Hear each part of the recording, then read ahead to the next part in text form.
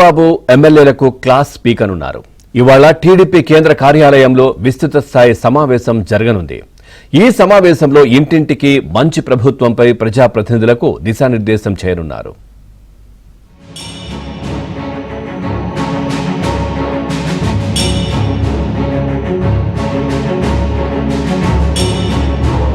ఇసుక, మద్యం, గనులు వైసీపీ ప్రభుత్వంలో అడ్డగోలు అక్రమాలకు గురయ్యాయి. దీంతో వీటి నిర్వహణలో అప్రమత్తంగా ఉండాలని అధికారులను, వాటి జోలికి పోవద్దని టీడీపీ ఎమ్మెల్యేలను అధినేత చంద్రబాబు హెచ్చరిస్తూనే ఉన్నారు. దీంతో ఎమ్మెల్యేలు చాలా వరకు దారికి వచ్చినా కొందరు మాత్రం కట్టు తప్పుతున్నారు. పార్టీకి, ప్రభుత్వానికి తలనొప్పులు తెచ్చిపెడుతున్నారు.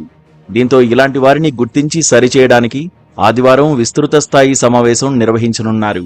ఇప్పటికే నివేదికలు తెప్పించుకున్న సీఎం చంద్రబాబు ఆదివారం సమావేశంలో ఆరోపణలు ఎదుర్కొంటున్న ఎమ్మెల్యేలకు క్లాస్ తీసుకోనున్నారు. అంతేకాదు పద్ధతి మార్చుకోవాలని, ప్రజలకు చేరువ కావాలని హెచ్చరించడంతో పాటు గట్టి వార్నింగే ఇవ్వనున్నట్టు పార్టీ వర్గాల్లో చర్చ సాగుతోంది.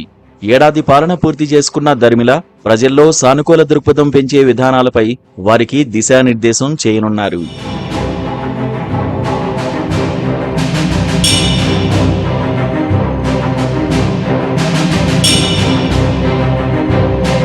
ఏపీలో కూటమి సర్కార్ ఏడాది పాలన విజయాలు, భవిష్యత్తులో చేపట్టనున్న కార్యక్రమాలను ప్రజలకు వివరించడమే లక్ష్యంగా జూలై 2వ తేదీ నుంచి చేపడుతున్న ఇంటింటికి మంచి ప్రభుత్వంపై పార్టీ శ్రేణులను సీఎం చంద్రబాబు సమాయత్తం చేయనున్నారు.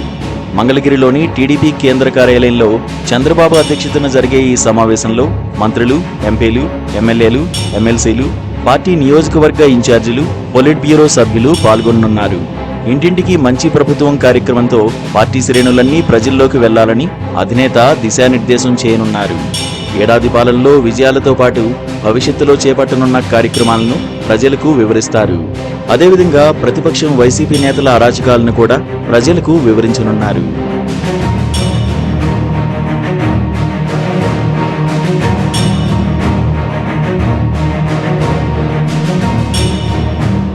వైసీపీ హయాంలో ఎన్నో కష్టాలు పడి పార్టీ కోసం పనిచేసిన తమకు ఏడాది కాలంలో తగిన గుర్తింపు లభించలేదన్న అసంతృప్తి పార్టీ శ్రేణుల్లో ఉంది.